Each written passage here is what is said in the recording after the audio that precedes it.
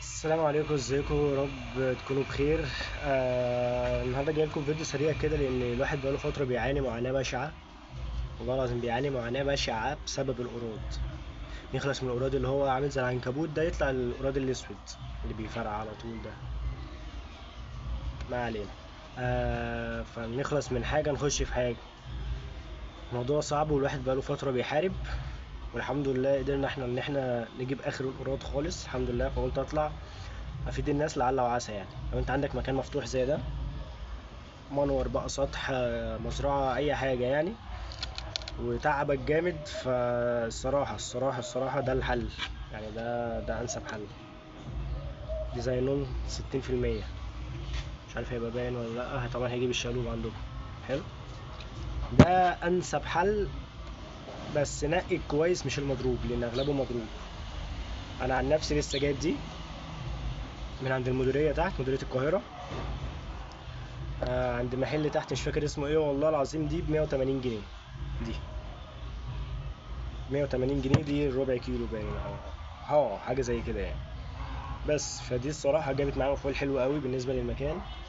واستخدمتها على الكلاب أكتر من مرة، بس اللي يستخدمها على الكلاب يخلي باله لأن دي سامة. لو الكلب لحسها لا قدر الله ممكن يدخل في تسمم ووجع قلب كده. فاحنا اللي هيستخدمها يبقى حد فاهم كويس يكمم الكلب وما يجيبهاش عند العين وعند البق خالص، ما يخليش الكلب يلحسها نهائي. عشان ايه؟ الموضوع يعدي معاه بسلام، ويرش الكلب وبعدها بساعة كده ولا حاجة يشطف الكلب عادي.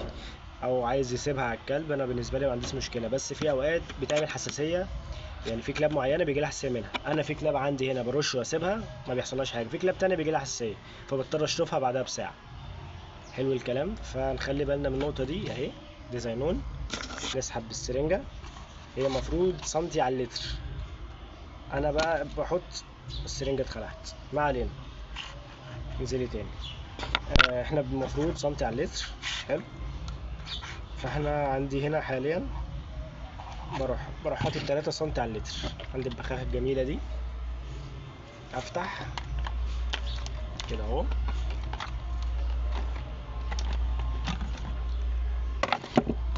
واحط ال3 سنتي،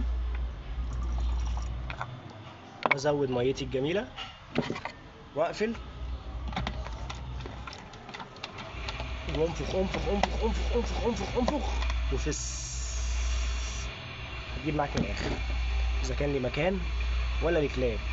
دي انا بستخدمها عن تجربتي الشخصيه. هو المفروض سنتي لكل لتر، انا بحط 3 سنتي على اللتر. عشان ايه؟ ننجز بعض يعني. حلو. وبعتمد. والحمد لله الحمد لله الحمد لله كان المكان عندي مليان. برش 3 ايام ورا بعض او 4 ايام. ادي كل يوم رشه الصبح وبالليل، ما عنديش مشكله يعني. وقت الصبح باجي طبعا في فتره نظافه هنا، بخلص الدنيا بروح منضف كله ورش رشش الصبح. وبالليل برضو وانا باكل. الكلاب اكلت وخلصت. عشان ده سام طبعا، ما ينفعش ابقى مسكت حاجه واجي بعد كده امسك اكل الكلاب وكده. اروح رشش بالليل برضو قبل ما ايه، احبس الكلاب. ورشيت وخلصت والدنيا جميله، واروح سايب الكلاب وماشي.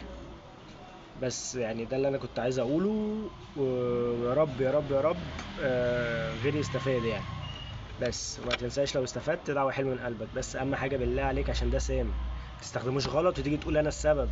لازم الكلب يبقى متكمم لو انت ما عندكش خبرة، عشان الكلب ما يلحسوش ولا يجي في عين الكلب ولا تخلي الكلب يلحسه. عايز تيجي في وشه هنا حط على ايدك وامسح هنا، بس ما تخليش الكلب يلحسه. الله يبارك لك. عشان ايه؟ ما نروحش في حتة وحشة. بس السلام عليكم.